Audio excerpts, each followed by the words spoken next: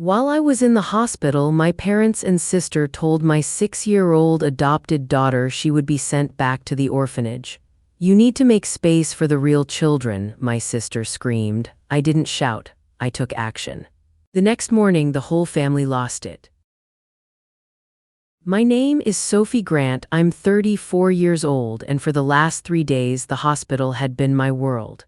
The relief of being discharged was a physical thing, a slow exhale that seemed to empty my lungs of sterile, recycled air and the faint, cloying scent of disinfectant. The oversized automatic doors slid open and the humid afternoon air of a late spring day hit my face. It felt real. It felt like freedom.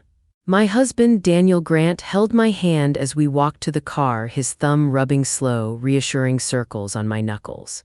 His eyes, though, were fixed on the road ahead, his jaw tight with a tension I knew had nothing to do with the city traffic. All I could think about was Naomi, my daughter, our daughter. 6 years old and the absolute center of my universe, the tiny, fierce sun that our lives orbited around. We'd been told for years that I couldn't have children, that something inside me was broken. And then, 4 years ago, after navigating a mountain of paperwork and interviews that felt like a test of our very souls, we found Naomi. She was 2 then, a whirlwind of dark curls and serious, watchful eyes. And now, in a twist of fate that still felt like a dream, I was 20 weeks pregnant with a son we never thought we'd have. The doctors had wanted to keep me for observation after a little scare, a bit of spotting that turned out to be nothing. But 3 days is an eternity in the life of a 6-year-old. The guilt was a heavy, useless weight in my chest. I clutched the small, hand-painted wooden bird in my coat pocket. Naomi had made it for me at school the day before I went to the hospital, pressing it into my hand with a solemn, "For you to get well soon, Mommy." The paint was a little lumpy, the blue and yellow wings slightly uneven, but it was my talisman. I'd held it for 3 days, its smooth, cool wood a connection to her. I pictured her face, the way her nose crinkled when she laughed, the new gap where she'd lost her first front tooth just last month. I imagined her running into my arms the moment we walked through my parents' door, her small body crashing into mine, her face burying itself in my coat, smelling of crayons and grass stains and that unique, sweet scent that was just her. That was the picture I held in my mind, a beacon guiding me home. We pulled into my parents' driveway, the tires crunching on the familiar gravel. The house looked exactly the same as it had for 30 years, a tidy, beige 2-story with immaculate flower beds and a perfectly manicured lawn. But the air felt heavy, stagnant. I saw the car belonging to Amber, my older sister, parked behind my dad's sedan. My stomach tightened into a cold knot. It meant her daughter, my niece Piper, was here too. Piper and Naomi were the same age, a fact that had become less a point of connection and more a constant, painful yardstick for comparison. My mom, Elaine, opened the front door before we'd even reached the porch, her smile stretched a little too thin across her face.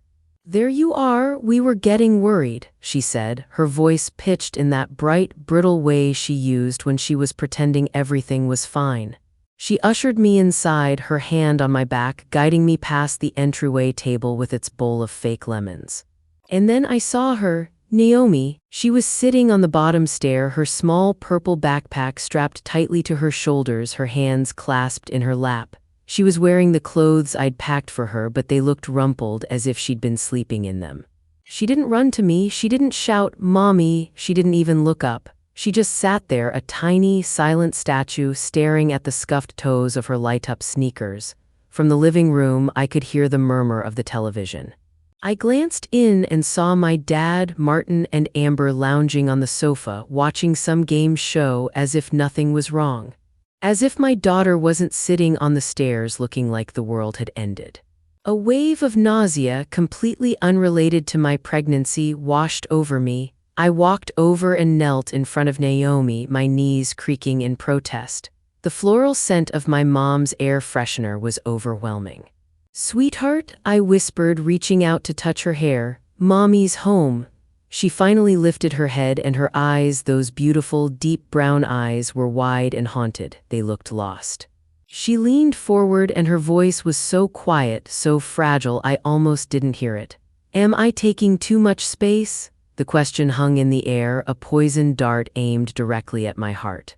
It made no sense and all the sense in the world. I looked from Naomi's shattered expression to my mom, whose smile had frozen in place. I looked past her to the living room to Amber's face, which held a flicker of something ugly and triumphant. In that instant, I knew something terrible had happened here. Daniel Grant, my husband, stepped forward, his shadow falling over us. His voice was low and firm, a protective rumble.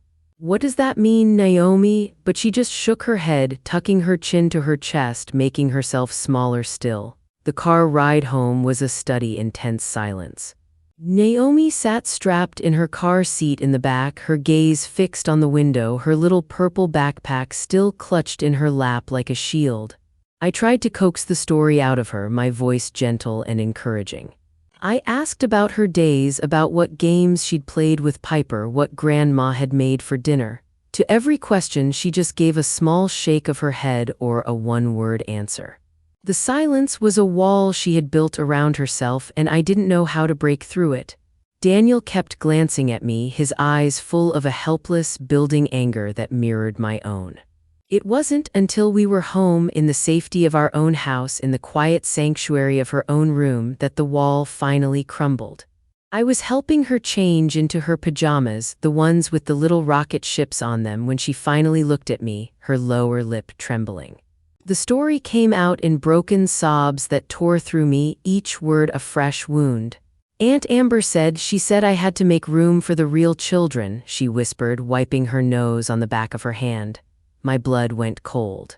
Real children? The words were so deliberate, so cruel. She said Piper was the real cousin and the new baby would be the real baby, and I was just practice. I pulled her onto my lap, wrapping my arms around her trembling body, my own heart hammering against my ribs.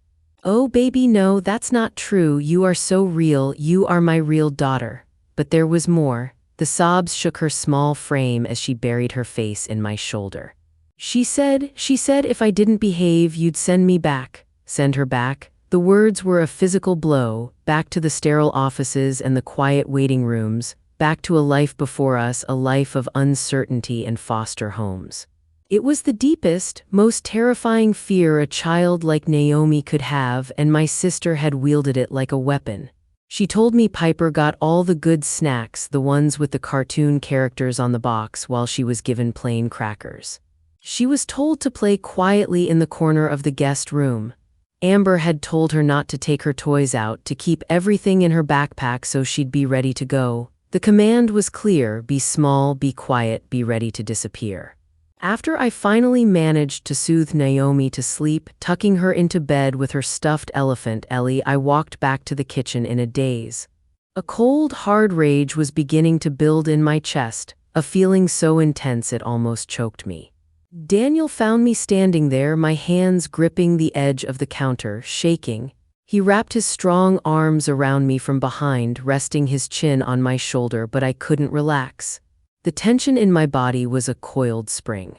What are we going to do, Soph? He murmured into my hair. I don't know yet, I said, my voice tight, but this isn't over.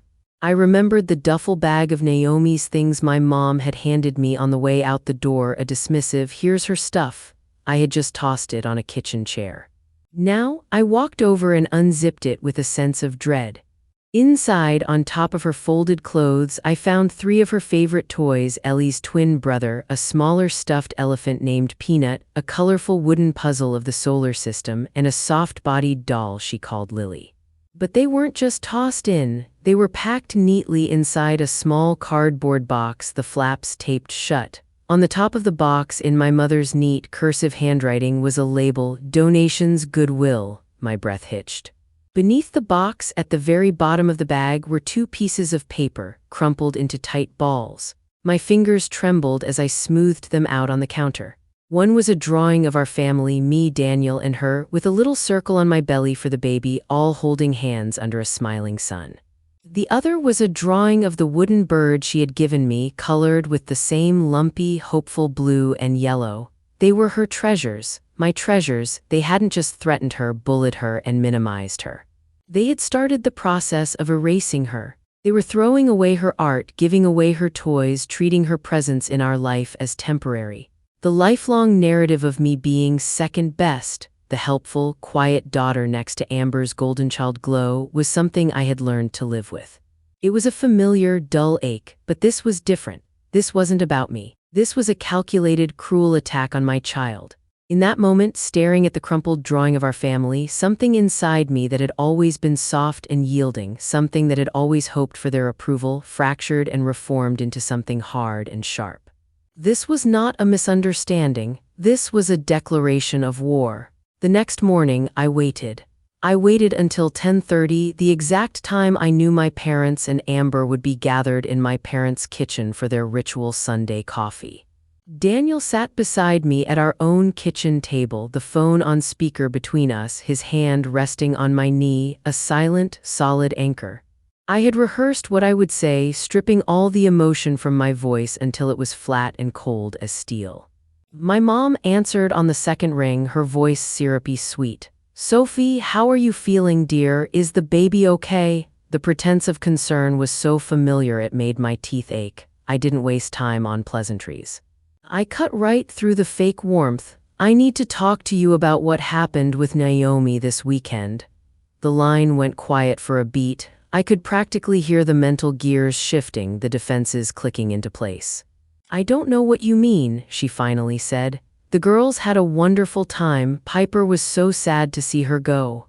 I didn't raise my voice. I simply laid it out piece by piece, a prosecutor presenting evidence. "I'm talking about Amber telling my 6-year-old daughter that she needs to make room for the real children." I let the words hang in the air. "I'm talking about her telling Naomi that if she didn't behave, we would send her back." I paused. "I'm talking about the box of her favorite toys you packed for donation and the drawings of hers I found crumpled in the bottom of her bag." The silence stretched, thick and hostile. Then I heard Amber in the background, her voice sharp with indignation. "Oh, for heaven's sake, she completely twisted that. That is not what I said."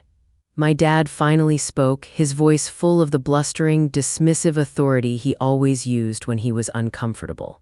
"Now, Sophie, you know how kids are. They have wild imaginations. They exaggerate." His tone implied that this was my fault, that I was foolish for even believing my own child. Amber got on the phone then, her voice dripping with condescension. "I told her to make space on the couch for Piper because they were watching a movie. That's all. You're being so dramatic, Sophie." "It's honestly ridiculous." She had an answer for everything, a lie polished and ready. She was so practiced at this, at twisting reality, until I was the one who seemed crazy. "And the donation box?" I asked, my voice dangerously calm, refusing to let her change the subject. "Your mother was just trying to be helpful," Amber snapped, her voice rising. "She was helping you declutter before the new baby arrives. God, you should be thanking her, not attacking her." My mom took the phone back, her tone shifting from sweet to wounded. It was her favorite role to play. "Sophie, you're pregnant and you're hormonal. We all understand that, but you're being far, far too sensitive about this." There it was, the line they had used to dismiss my feelings my entire life. Too sensitive, too emotional, too much. It was the weapon they used to shut me down, to make my legitimate pain seem like a personal failing. "Naomi is just a child. She clearly misunderstood a simple conversation," my dad added, his voice firm, closing ranks with them. "You're turning a molehill into a mountain, a federal case out of nothing." They presented a united front of absolute denial. It wasn't just a defense, it was a coordinated attack. They weren't just saying they didn't do it. They were telling me that my daughter's pain didn't matter. They were telling me that my reality, the evidence of my own eyes, the words from my own child's mouth, was invalid. They were trying to gaslight me into believing that their cruelty was actually a form of kindness, and I was just too hormonal and ungrateful to see it. I realized then, with a clarity that was both terrifying and liberating, that they weren't listening to a word I was saying. They were just reloading. I didn't say goodbye. I didn't argue or plead or cry. I just reached over and ended the call, plunging the kitchen back into silence. Daniel looked at me, his expression grim. "Well," he said, his voice heavy with a dark sort of vindication, "that went exactly as we expected." He was right. The old Sophie, the one who existed before Naomi, would have been sobbing by now. The old Sophie would have called back, would have kept arguing, desperate to make them understand, desperate to be heard, to be validated. She would have twisted herself into knots trying to find the right words to convince them of her worth and of her daughters. But the person sitting in my kitchen now was different. She wasn't just a daughter or a sister anymore. She was a mother, and the protective instinct that had been simmering for days had now hardened into something unbreakable. "They're never going to admit it," I said, looking at Daniel. "They will never, ever admit they did anything wrong. To them, the story they tell themselves about being a good family is more important than the truth." Daniel nodded slowly, his hand coming to rest on my arm. "So we stopped trying to change their story." We sat in silence for a long time after that, the weight of that truth settling around us like dust. The frantic energy of my anger began to subside, replaced by a strange, cold calm. Arguing with them was like punching water. It was exhausting, pointless, and in the end, it only left you tired and wet while the water remained unchanged. They had spent a lifetime building their narrative, a fortress of denial with Amber as the princess and me as the problematic, overly sensitive court jester. I had spent my life trying to find a way in. Now I realized the only sane thing to do was to walk away from the fortress entirely. "They won't change," I said again, this time to myself as much as to Daniel. The words weren't sad, they were a statement of fact, a foundation I could build on. "So the plan has to." The idea, when it came, wasn't a lightning bolt of inspiration. It was a quiet seed that planted itself in my mind a few days later while I was watching Naomi at her dance class. She was standing in a line of little girls in pink leotards, all of them trying to master a simple leap. My friend Kelsey Morin, who owned the studio and was Naomi's teacher, was walking down the line, offering gentle corrections. When she got to Naomi, she crouched down. "Bigger, sweetie," I heard her say. "Take up more space. Stretch your arms as wide as they can go. Pretend you're a giant star. Take up more space." It was a sign. My family had spent a weekend teaching my daughter to shrink, to be small and silent and ready to disappear. Kelsey, our friend, our chosen family, was teaching her the opposite. In that moment, watching Naomi try again, her small body launching into the air with a new, determined energy, the plan began to form. My mom had already been pestering me for weeks about a baby shower. She and Amber wanted to host it at my parents' club.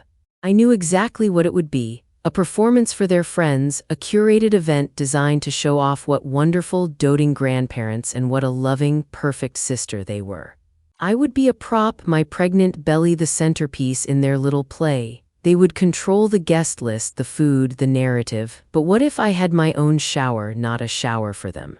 Not a traditional one filled with silly games and pastel-colored everything. It wouldn't even really be about the gifts. It would be a celebration of our family. The one Daniel and I had built from scratch, the one that was about to grow.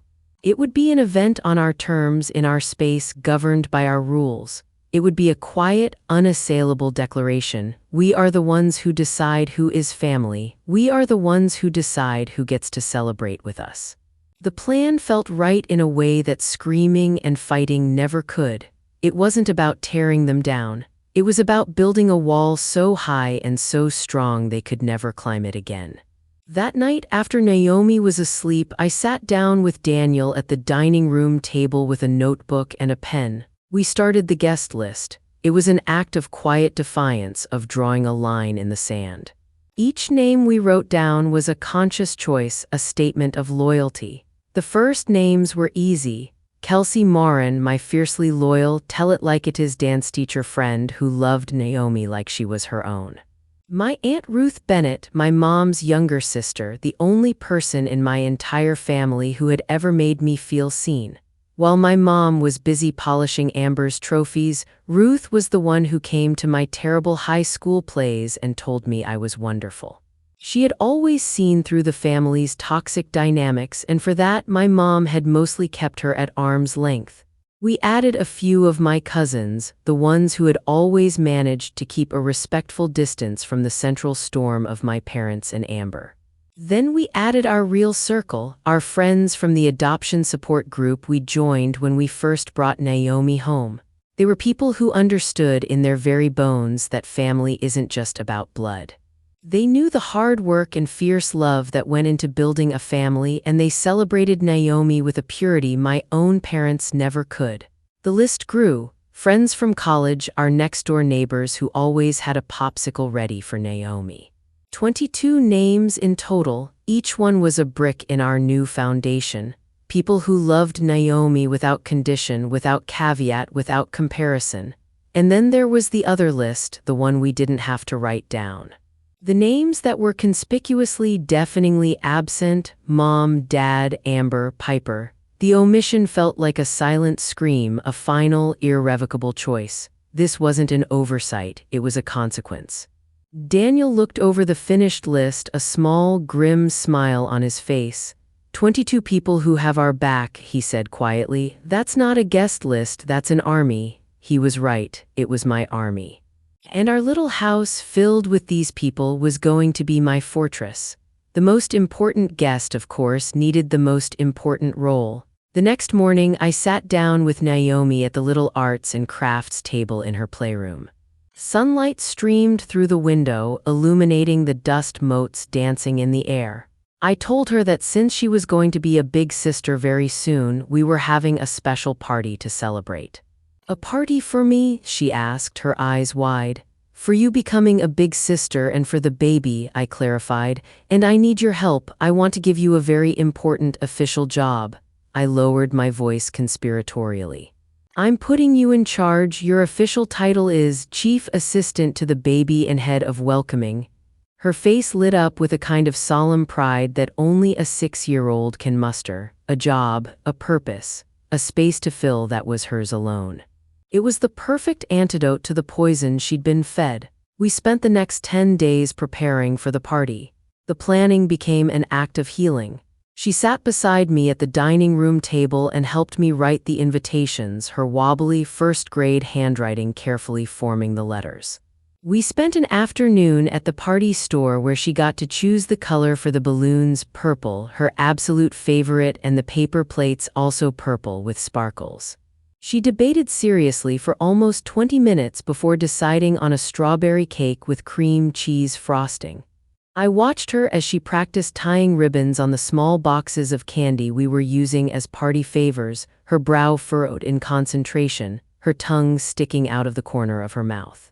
Her craft supplies, glitter, construction paper, markers were spread wide across the table. She was taking up space, so much wonderful, glorious space. Every small act was a piece of defiance against the command to be small. Every choice she made was a step in reclaiming her place in our family, not as a guest or a placeholder, but as a joyful, essential, and celebrated center of it. She was learning, moment by moment, that her presence wasn't an inconvenience, it was a joy. I knew they'd find out. Of course they would. In my family, information was a form of currency and secrets were a challenge to be conquered. The family grapevine was a twisted, thorny thing, but it was brutally efficient. I didn't have to do anything, I just had to wait. It was a cousin, Brenda, a woman I hadn't seen in years and certainly hadn't invited, who made the call. She lived 2 towns over and her daughter was in the same gymnastics class as another cousin's daughter, who I had invited. She mentioned the lovely little baby shower Sophie's having to her mother, who then, of course, immediately mentioned it to my mother. The news traveled that tangled path, getting more twisted and distorted with each retelling. By the time the story reached my mom, it was probably that I was hosting a lavish, extravagant party at some fancy hall and had deliberately, maliciously snubbed my own loving family. Which, apart from the lavish part, was essentially true, so I waited for the call. I went about my days, going to doctor's appointments, picking up groceries, folding tiny baby clothes, but there was a part of my brain that was always listening for the phone. I had my script ready. I'd practiced it in my head while doing the dishes, while driving, while lying in bed at night. A flicker of the old fear would occasionally surface, that deeply ingrained, lifelong need to smooth things over, to keep the peace, to apologize for things that weren't my fault, just to stop the conflict. It was a reflex, as involuntary as breathing. But then I'd walk past Naomi's room and see her sitting on the floor, happily practicing her welcoming speech for the guests in a serious little voice, and the fear would recede, hardening back into pure, cold resolve. This wasn't for me, this was for her. I was no longer playing their game, reacting to their moves. For the first time in my life, I was the one who had set the board. The call came on a Tuesday evening, just as Daniel and I were cleaning up after dinner. My mom's name flashed on the screen. I took a deep breath, looked at Daniel, and hit the speaker button. Her voice was thick with a syrupy, fake hurt that I knew all too well. It was her opening gambit, the performance of a victim. "Sophie, darling, I heard the most peculiar rumor today." I stayed silent. I didn't ask what it was. I just kept wiping down the counter, letting her talk. Silence was a vacuum they always rushed to fill with their own noise. "Brenda's mother called me," she continued, her voice trembling slightly for dramatic effect. "She said you're having a party for the baby this weekend. There must be some mistake with the mail. We never got our invitation." I could picture her so clearly, standing in her spotless kitchen, clutching her cordless phone, with Amber and my dad standing nearby, listening in, coaching her, nodding their approval. This was a team effort. "It's not a rumor, Mom," I said, my voice even and calm. "We're having a small get-together on Saturday." "Small," her voice sharpened. "But you invited Ruth and the Miller cousins. Why would you exclude your own mother?" "Your own sister?" Theatrics. It was a masterclass in manipulation, framing herself as the wounded party, the loving mother cast out into the cold by her cruel, ungrateful daughter. The implication was clear. I was the one breaking the family apart. She was trying to force my hand, to maneuver me into a corner where I would either have to back down and invite them, thus validating their behavior, or look like a monster to the rest of the family. I took a deep breath, focusing on the steady rhythm of my own heartbeat. "It's just a casual thing with a few friends, Mom, very low-key." I didn't defend my decision. I didn't explain the guest list.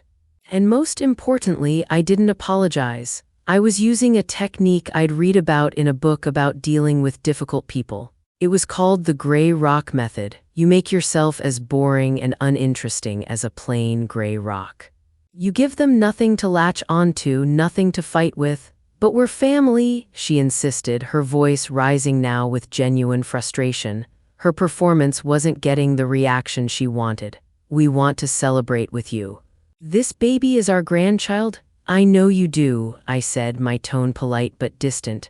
"I have to go, Mom. I've got something on the stove that's about to boil over." It was a lie, but it was a perfect, boring, unassailable excuse. I kept my answers short and vague. I gave them no emotional fuel for their fire. I knew this wouldn't stop them. In fact, it would do the opposite. A direct confrontation, a screaming match, telling them they were horrible people. That's a language they understood.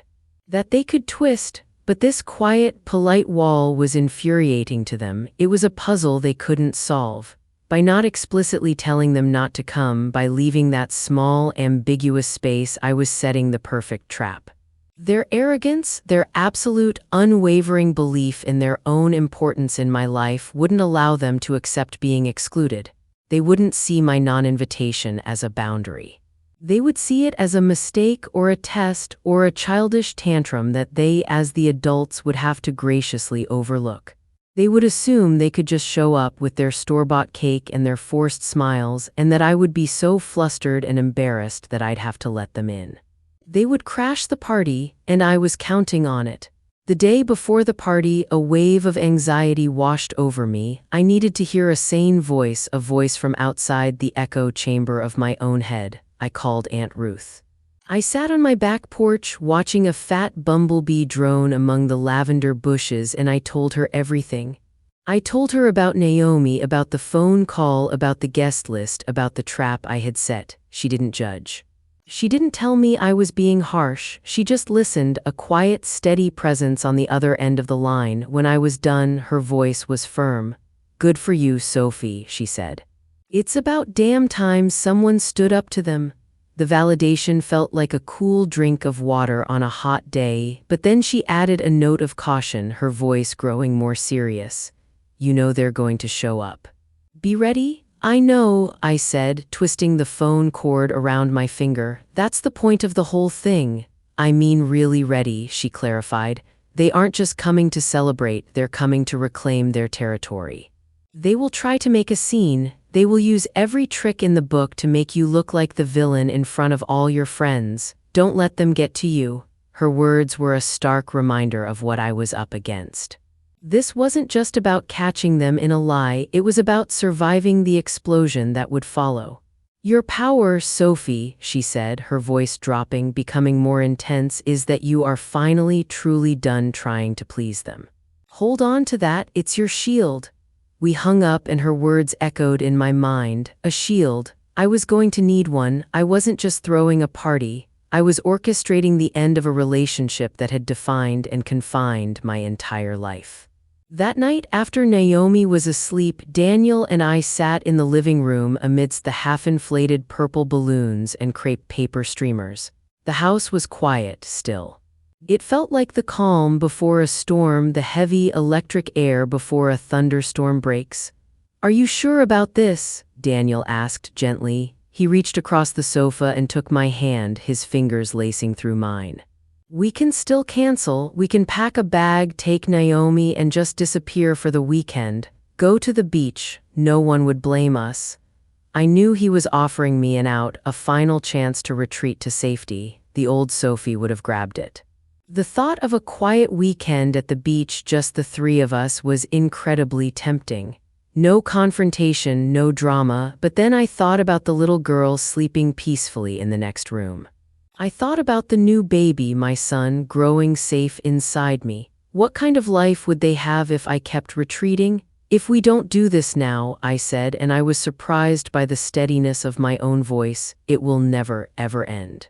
They will do this to our son, too. They'll find a way. They will always see our family as less than, as a flawed version of my sister's perfect family. I can't let that happen." This wasn't just about what they did to Naomi last weekend.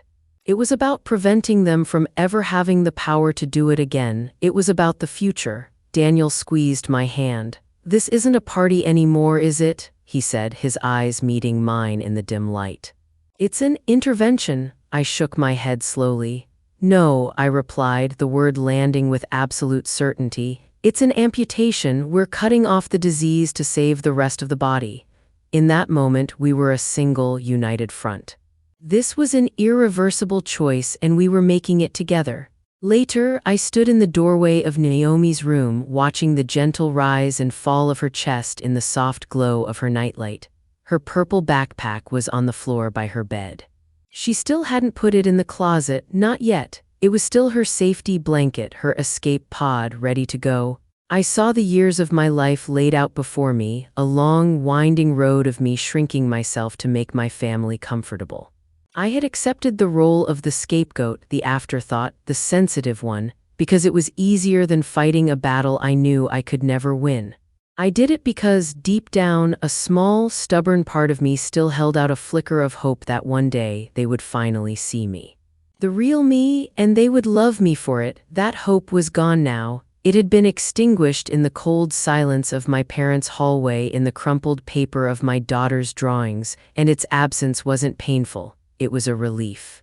A profound, quiet liberation. My goal was no longer to make them understand me. My goal was to protect my children from them. The personal cost was immense. I knew that. I was giving up my parents, my sister. The entire idea of the family I was born into. But the alternative, letting their casual, corrosive poisons seep into the next generation, watching my children learn to shrink themselves the way I had, was simply unthinkable. I made a silent vow to my sleeping daughter, a promise whispered into the quiet of her room. Never again. The day of the party was bright and sunny, one of those perfect spring days that feels full of promise. Our small house quickly filled with laughter and warmth, a stark contrast to the cold dread that had been living in my stomach. Kelsey was the first to arrive, wrestling a giant bunch of purple balloons through the door. Aunt Ruth was right behind her, carrying a platter of her famous lemon bars that smelled like pure sunshine. One by one, our fortress was assembled. Our friends from the support group came, cooing over my baby bump and giving Naomi enthusiastic high fives. They brought books about becoming a big sister and told her what an important job she had. Naomi, in her official role as head of welcoming, was an absolute star. She had put on her favorite purple dress and she took her duties very seriously. She took coats with a solemn nod, offered people juice boxes, and gave official tour of the baby's nursery, pointing out the crib and the changing table. She was radiant. She wasn't being small or quiet. She was taking up the entire room with her bright, bubbly joy, and watching her, my heart felt like it might burst. For a glorious hour, I allowed myself to believe they might not come. I let myself relax into the incredible feeling of being surrounded by people who genuinely loved us, people who celebrated our strange, beautiful, cobbled-together family without reservation. The room buzzed with happy energy. Women I admired shared stories about their own children. Daniel was laughing with a friend over by the grill, and Naomi was holding court with a group of adults, explaining the complex social dynamics of her first-grade class. It was everything I had wanted. I thought, this is my real family, the one I had chosen, the one that had chosen me back. The doorbell cut through the laughter like a knife. For a second I thought it was another guest, one of the cousins running late, but when Naomi flew to the door, I felt the air change the moment she put her small hand on the knob. She swung it open and froze. There they were, Mom, Dad, and Amber, standing on our porch like they'd been invited in by the weather. Mom clutched a plastic cake container dented on one corner. Dad's face was red with that strained look he always got when he was about to deliver a performance he'd practiced 1,000 times. Amber stepped inside like she owned the place, her smile bright and manufactured. "Surprise!" Mom chirped, the kind of cheer that fell flat in a crowded room. She handed the cake to Dad and let Amber walk through, scanning the faces like a critic. "We couldn't miss our own daughter's baby shower." A hush pushed through the room. I watched Naomi's shoulders fold inward. She'd been standing at the craft table with a glittery ribbon between her fingers. The ribbon dropped and curled like a wounded thing on the floor. She pressed herself against me before I could reach her and hid behind my legs. They moved into the living room as if they belonged there, and like vultures circling, they started their slow sweep. Amber's eyes flicked across the guests, landing on faces she clearly judged unworthy. Mom set the cake down on the buffet with an exaggerated sigh, then laughed a little too loudly. Dad cleared his throat the way he did when he wanted attention without raising his voice. "Our Sophie is finally having a real baby," Dad announced like it was a graduation ceremony. He patted my shoulder in front of one of the older cousins. "It'll bring everyone together. Things will be different now." My guests exchanged glances. Some smiled weakly, unsure how to handle this sudden intrusion. Kelsey folded her arms and narrowed her eyes. Aunt Ruth's mouth went thin, the sympathy on her face gone hard. Naomi's wide brown eyes found me, and I could see the confusion ripple through her like she was watching two different worlds collide. One minute she was the boss of welcoming, handing out juice boxes and tying ribbons. The next she was shoved back into the dark corner where she'd been told to live. I kept my voice steady and low. "Hi, guys. Good to see you." The words were polite armor, they weren't done. Their smiles were weapons, crafted and sharp, aimed to cut rather than comfort. Mom leaned in toward a woman I'd invited from the adoption group and said with that picturesque tilt of her head, "It's just so different when it's your own, isn't it, Sophie?" She tapped my belly with a fingernail and watched to see how the room would react.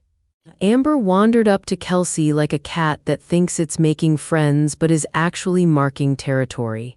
"Cute party," she said, loud enough for the whole cluster to hear. "Very simple." Her voice dripped casual superiority. Dad cornered one of my cousins and started up his rehearsed lines about how thrilled we must be to finally have a real baby in the family. The words were small and poisonous, phrases meant to sound like congratulations but land as judgment. Each sentence they let fall was measured to sound harmless to strangers, compliments for people who didn't know us, but I saw the way they were aimed straight at me and at Naomi. Guests shifted in their seats, the atmosphere cooling. I stayed by the food table, hands folded, breathing measured. I didn't engage. I watched them work, watchful and quiet, letting them shape their own exposure. They were careful, too careful. A compliment wrapped around a cut, a joke that landed like a shove. It was all meant to destabilize, to make the people who stood with me look like enablers to someone's idea of a folly. I felt it like a pressure in my chest, annoyance, then a slow-building anger, but the plan was patience. They were proving themselves and I was letting them. Amber's barbs were surgical. This is lovely, soft, a little house party. Not like ours, but sweet. Mom smiled at a neighbor and said, "You know how it is, blood is different." The neighbor, polite and kind, blinked, unsure how to answer. Dad repeated some version of family unity to a small group of acquaintances, his voice smooth as if reciting a line. In the corner, Naomi pressed her thumb into the seam of her purple backpack, already slipping into the role they had tried to teach her. Her jaw worked as she tried not to cry. Kelsey glanced at me, jaw tight, and I felt a flash of gratitude so hot it was almost physical. Ruth's face went from disappointment to a hard, protective resolve I had never seen on her before. They kept talking, casting tiny stones that landed with audible thuds in the room. Each comment was soft enough to be dismissed by someone who wanted to believe them, but there were witnesses. People were paying attention. And when Amber leaned down near one of Naomi's friends and said, almost conversationally, "She's so sweet for a foster kid," the silence that followed felt like a mirror breaking. When the first laugh died and the cameras were out, Kelsey, already with her phone raised, their smoothing words failed them. The dynamic had changed from a private grievance to a public question. I could feel the tide shift in the room and I let it. They'd shown their colors. Now everyone could see them. Then Amber did the thing that made time stutter. We'd been dancing around the real ugliness, tolerating the small cuts, when she stepped closer to where a cluster of our friends stood and let herself laugh, a quick, sharp sound. She muttered, loud enough for the sudden hush to carry it, "She's not even a real sister." The words landed like a thrown stone. Naomi flinched as if struck. For a heartbeat there was nothing, no one breathed. Then two people reached instinctively for their phones. I felt my mouth go dry as I watched the faces around me turn from confused to shocked to angry all at once. Kelsey's phone clicked on like a gun cocking. She had that look a parent gets when their child is insulted, protective, hot. Aunt Ruth's hand flew to her mouth and her eyes met mine with a fierce, terrible clarity. The moment Amber realized the room had recorded her had the briefest flash of panic. Mom's smile cracked, Dad's jaw tightened in a way that made him look small and suddenly embarrassed. I didn't shout. I didn't cry. My calmness surprised even me. I put my hand on Naomi's back and leaned down, keeping my voice low so it was only for her. "Kelsey's going to take you to see the new swings in the backyard," I said, because even small diversions felt like rescue. Naomi nodded like she'd been handed a life jacket. Kelsey led her away with her phone still in her hand, recording for safety and proof, for the record that had begun to write itself without our asking. Daniel stepped forward then, his figure connecting the space between the intruders and our guests like a barricade.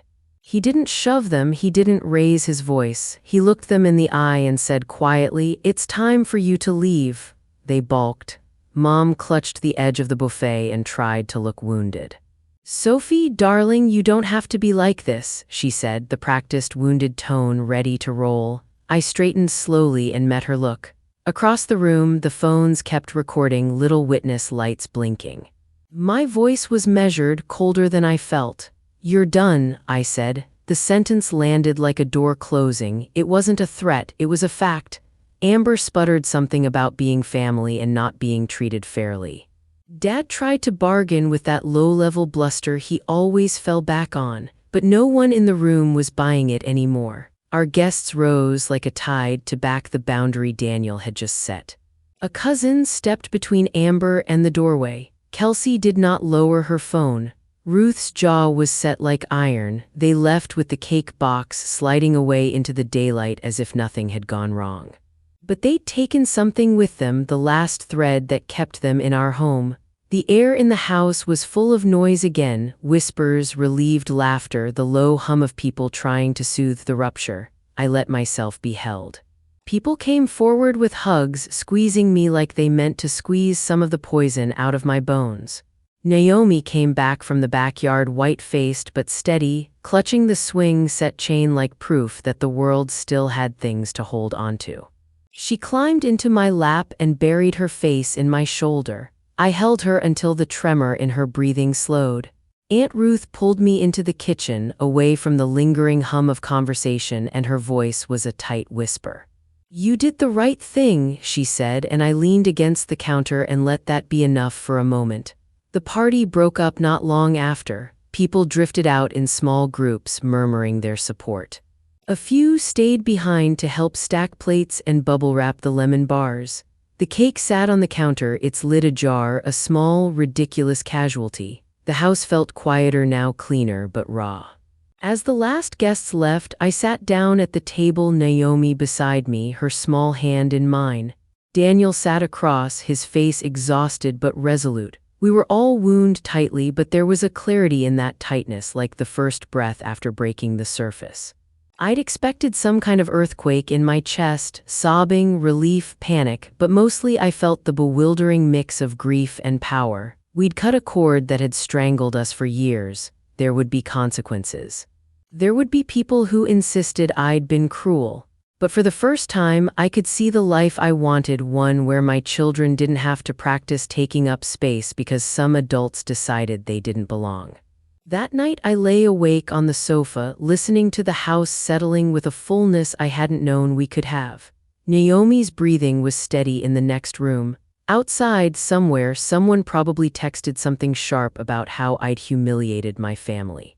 It would spread, it would sting, but the recording existed now. The witnesses existed now, and most importantly, Naomi knew deep down in her bones that I would not let anyone tell her she was less than. She'd had her purple balloons and her ribbon practice and a room full of people who loved her loudly enough to stand up in front of strangers. The rest would have to wait. For now, we breathed. For now, we rebuilt. After they left, the room felt hollowed out, like someone had scooped the center from a cake. People began to gather their coats and help stack paper plates. Hugs came first, soft, instant, a line of shoulders and arms. I let people hug me until the flood of small comforts felt enough to hold me upright. Daniel stood close, his hand on the small of my back, steady. Naomi curled into my lap, clutching Ellie so hard the ear was folded. Her breath was fast and shallow. I could feel the tremor under her ribs. Aunt Ruth pulled me by the elbow into the kitchen, away from the hum of voices and the drying dishes. She shut the door behind us and leaned her forehead against the cool wood for a second, like she was trying to feel the house steady itself. Her eyes were dark, small with worry and something else I couldn't name.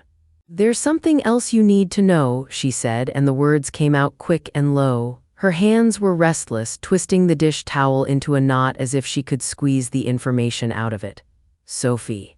2 months ago, right after you told everyone you're pregnant, your mother called me. She was a mess."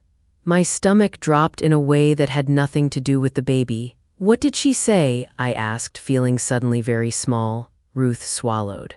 "She asked me what happens if an adoption doesn't work out. She wanted to know what the agency would do, what the legal steps were. She kept saying, I mean, how does it work if the child doesn't fit?" Ruth's voice went brittle. I told her I didn't know why she'd ask that kind of thing, and she said it was just a worry, but she kept pressing. I asked her why she'd even think of such a thing, and she said it like a question, like it wasn't cruel, like it was a thing people talk about. The kitchen light seemed too bright. The lemon bars on the counter looked like a joke. "She called them," I said, my mouth filling with salt I hadn't tasted. Ruth nodded, and there was a look on her face that told me she had held this secret a long time because she'd hoped she never had to use it. I told her not to be ridiculous. I told her you love Naomi. I told her how cruel that kind of thought was. She got defensive, said she was only worried about you. She asked if there were any ways to, I don't know, reverse an adoption. I told her to stop. Then she hung up. I've hated that detail every day since. The floor under me gave way. It wasn't just insults and comparisons now. It was active planning. It was testing a way to make my child disappear.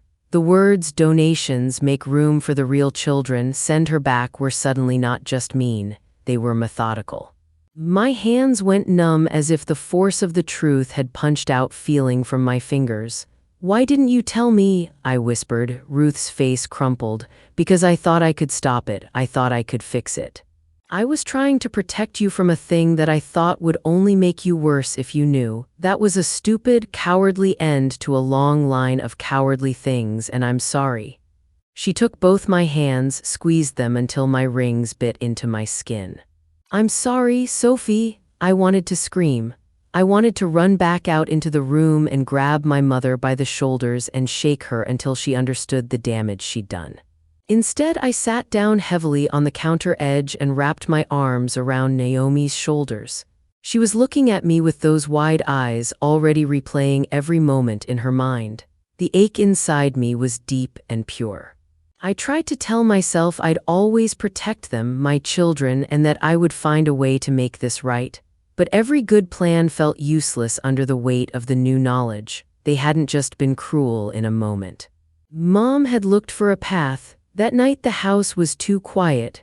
Daniel and I sat at the kitchen table with 2 cups of coffee gone cold between us, the lemon bars untouched in front of us.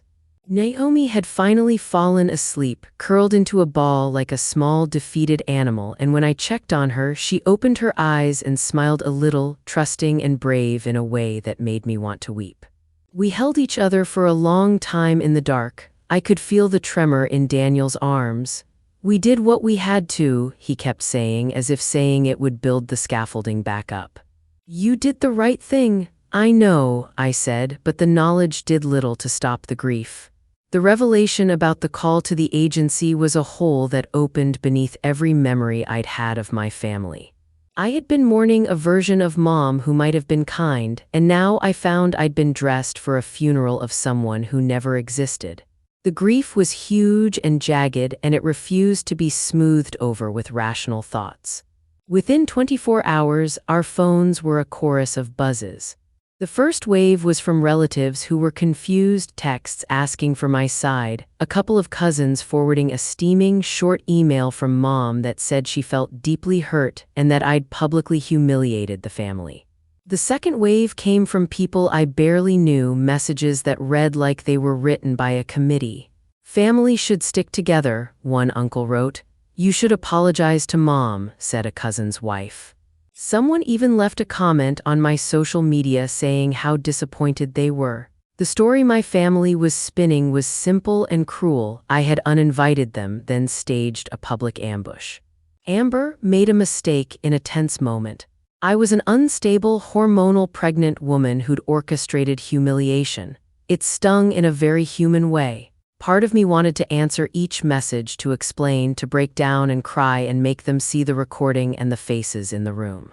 But every time my phone lit up, I felt my resolve strengthen. I could spend the next months trying to convince people who wanted the old story, or I could conserve my energy for the people who needed me to be solid right now. I refused to trade my child's safety for anyone's comfort. Then came the calls I dreaded more than anything, the ones from the flying monkeys. They were relatives and family friends who called not because they cared to know the truth, but because they'd been deputized to coax me back into my old role. An uncle, the sort who always had spare change for everyone's cause, phoned and said, in that sing-song voice he used whenever he wanted to persuade, Sophie, family is family. You need to be the bigger person. Apologize to your mom and end this. A cousin, the one who'd always liked the way our family looked from the outside and avoided the hard, ugly parts, texted, I heard both sides. We all know Amber's been through a lot. Maybe give her some grace. Grace. As if Amber's words, as if Mom's call to the adoption agency were a small lapse deserving of mercy instead of the violent, careful erasure they represented. They were all trying the same tactic. Make me feel selfish for protecting my child. Make me feel petty for drawing a line. Restore their idea of family unity, even if it meant folding me back into the old roles. Each one of those messages was a tiny test. The old reflex, the one that had let me smooth over insults, that had taught me to apologize when I'd been wronged, pulled at me. There are moments when being kind to yourself is the hardest kindness to give. But Daniel was at my shoulder like a clean, solid presence. He read a few of the messages with me and then closed the phone and said, "Delete, block, no energy." His voice had that flat steel it gets when he's made a decision for both of us. I did what he recommended. I deleted the texts. I blocked the numbers I didn't want to reply to. I didn't keep a syllable of their concern. People called and left voicemails that said things like, "You're breaking up the family. You should know better. Let it be." One cousin, sounding like she'd rehearsed her line, said, "This is what happens when someone makes private things public. You need to fix this, soft, for the kids." They wanted me to be the family's emotional janitor, clean up the mess, make everyone feel okay again, even if it cost me my children's peace. I thought of Naomi's small mouth forming the words, "Am I taking too much space?" And I felt something like iron set in my spine. No, I would not go back to being the person who swallowed myself so other people could feel comfortable. If that made me selfish in their eyes, then so be it. But while the flying monkeys circled with their honeyed messages, another thing was happening that surprised me. The truth had witnesses. The footage from Kelsey's phone had been shared privately among the guests as people went home. My friends were already correcting the family grapevine in their own small ways. Kelsey texted me first, a simple, fierce message. I posted a clip. "You're not alone." Aunt Ruth called and said she'd spoken to a few cousins already, telling them plainly what she'd heard and seen. People who had been at the party began countering the smear with their own version of events. It wasn't a mass correction at once, but a slow, steady drip that undercut the manufactured story.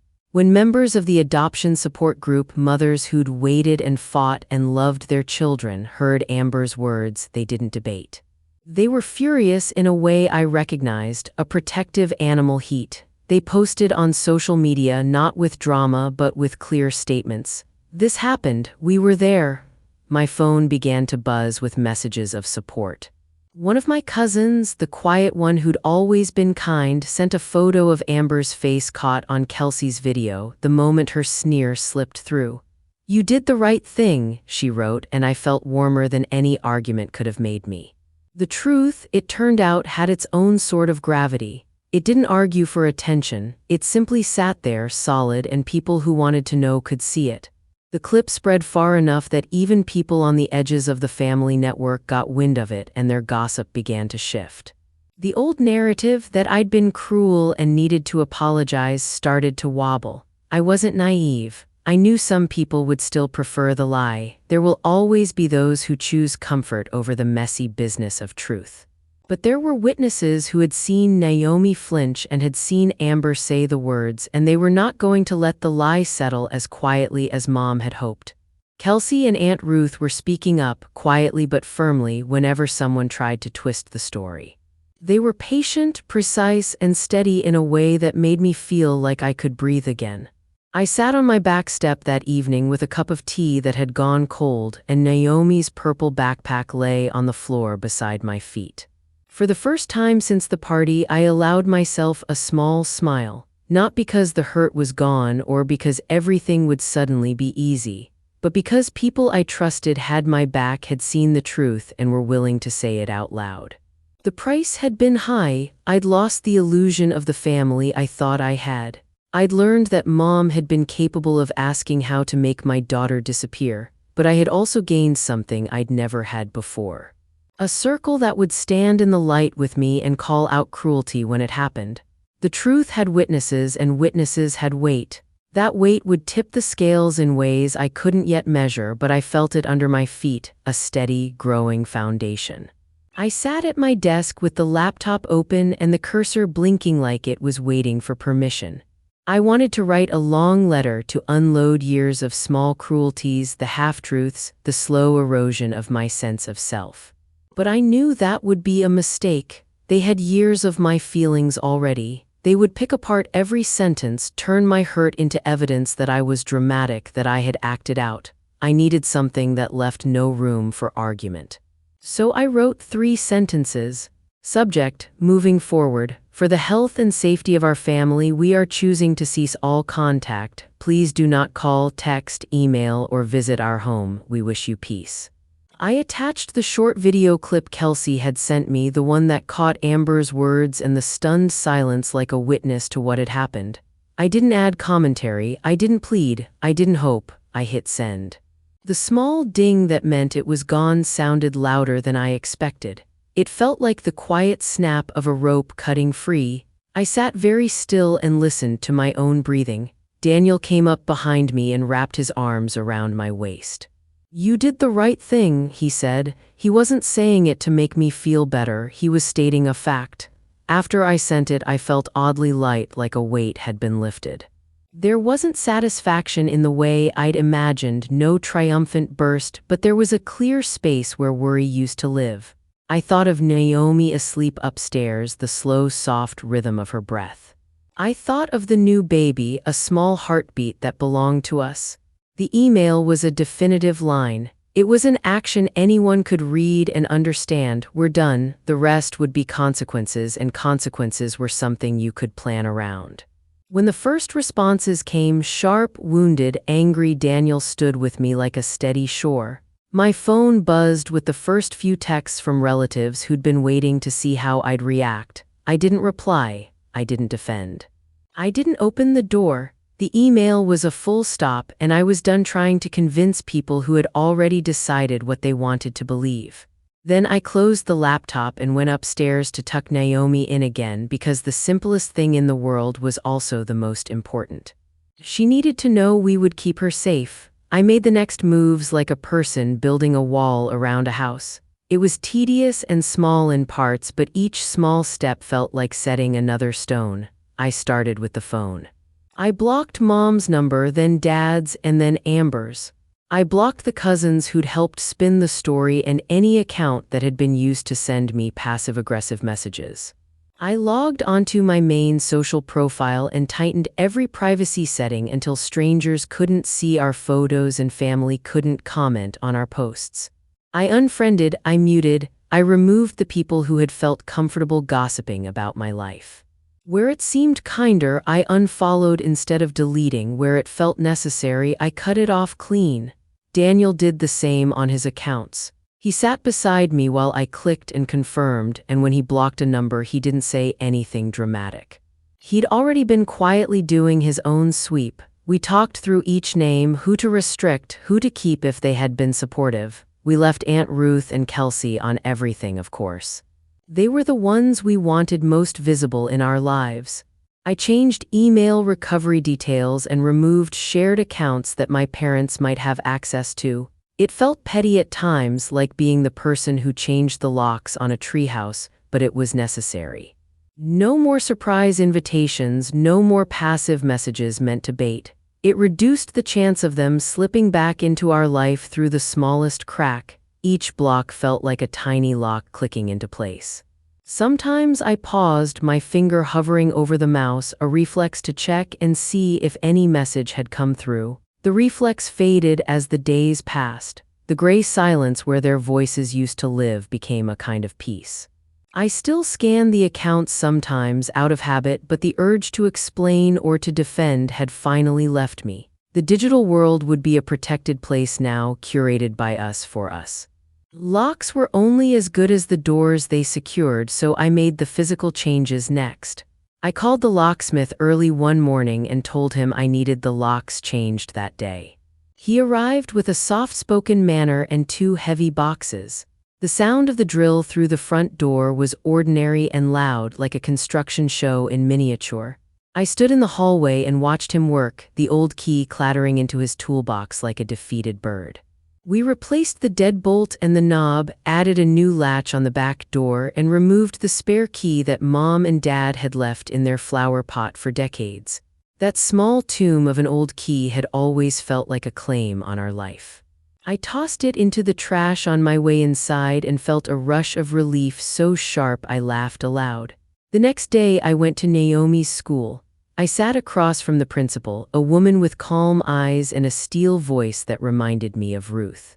I handed her a small packet, a printed photo of Mom, Dad, and Amber, a clear note explaining that none of them were permitted to pick Naomi up, and 2 copies for the front office and the teachers.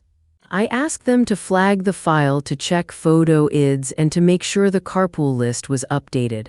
I did the same at Kelsey's dance studio. Kelsey hugged me, then took the paper and taped it to her office wall. "No weirdos," she said, but there was a softness in her eyes. "We'll watch the door like hawks."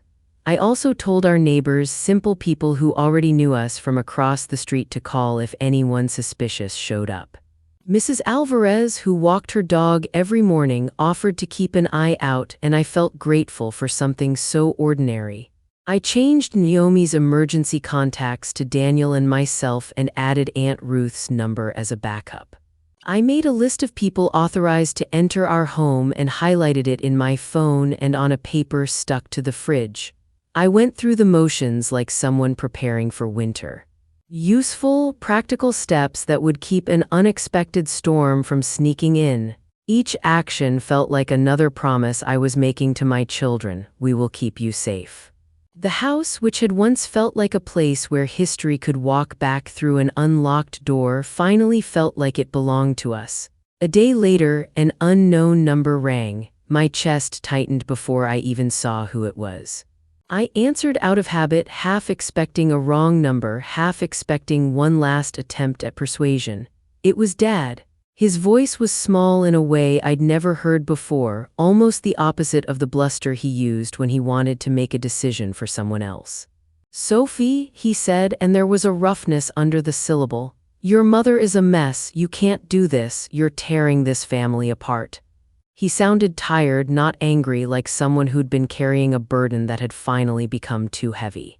He tried the old line, "This has been a misunderstanding, having a little compassion," words he used when he wanted to smooth things over. I could tell he'd been coached or had practiced what to say. The voice was worked and thin. I listened. I let him say all of it. I thought of Naomi's small voice the first day I came home. "Am I taking too much space?" And the way she'd clutched her backpack as if it were the only thing that kept her whole.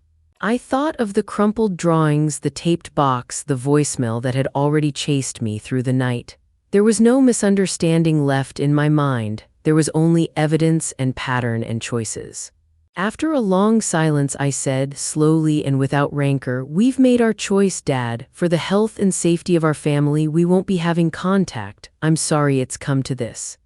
He tried one more plea, a small, tired parry about family and forgiveness, but it fell flat. I felt strangely calm. I had done the hard planning already. My words were simple and final. Then I hung up. I blocked the number. That was the last time I ever heard his voice. That night, I sat beside Naomi's bed and told her the truth in the way you tell a small child about a thunderstorm, clear, steady, and without oversharing. I knelt down so we were at the same level and took her small hands in mine. "Some people don't know how to be kind with their hearts," I said. "Mom and Dad and Aunt Amber are like that. They've shown us they can't be kind the way you and I need." She listened, her brow furrowing like she was trying to fit a big idea into a small head. "So we won't see them anymore?" she asked, voice very small. "No," I said, "we won't." My voice was soft but firm. "Our family is you, me, Daddy, and the new baby, and Aunt Ruth and Kelsey. Our family is the people who love you big." She thought for a moment, like she was testing how the idea felt. Then she nodded as if she'd decided to accept this new arrangement. Later, as I walked past her room, I noticed the purple backpack was no longer on the floor. It was hanging inside her closet on the little hook we'd bought together. The door was open. It felt like a small, private miracle, the way she had finally let go of the thing that made her ready to leave at any moment. The house felt quieter, steadier. There would be hard days, days when the absence we'd created would throb like a bruise. But there would also be mornings of pancakes and bedtime stories without the tremor beneath the laughter. I kept my promise. I kept making lists, changing locks, keeping the lines between the old world and our new one steady and unbroken. I watched my daughter sleep and felt the future like a small, bright thing growing inside us, protected, precious, and ours to defend. The weeks that followed were quieter than I could have imagined. The silence they left was filled with a kind of peace that sounded almost like laughter. Bedtime stories came back in full, long, silly ones where I added voices and dramatic pauses until Naomi begged me to stop. We cooked dinners with Aunt Ruth and Kelsey more often than not. Those nights were loud in the best way. Naomi talked about school projects and who had the best pencil case, and no one told her to be quieter. It felt like paying rent on safety, a small, steady cost that bought us a better life. There were times when I felt the empty places, holidays when a seat remained vacant, or when I saw a mom and daughter shopping and felt a ghost pinch at my chest. That ache surfaced sometimes, sharp and private, but it was different now. It wasn't the slow, rotting pain of always trying to please. It was a clean hurt you get after a broken bone mends. It reminded me that I'd made a choice that kept my kids safe. 3 weeks after the party, Naomi had her dance recital. She stood in the front row, center stage, breathing in the lights like they were oxygen. She didn't look for any grandparents in the audience. She looked for me and for Daniel. Her moves were big and bright and without apology. When she took her final bow, I felt something I'd never felt as a daughter. A fierce, quiet pride that belonged only to me. 2 months later, Leo arrived and life folded itself around us differently. Naomi was the first person after Daniel to hold him, and she was careful and reverent in a way that surprised me. She rested her cheek against his, and for a second the room narrowed to that small, perfect press of skin. A few days after we came home from the hospital, I took a photo. Naomi holding Leo, her eyes squeezed shut, her smile soft and honest. I printed it and put it on the fridge where an old, stiff photo of me, Amber, Mom, and Dad used to hang. I took that picture down without ceremony.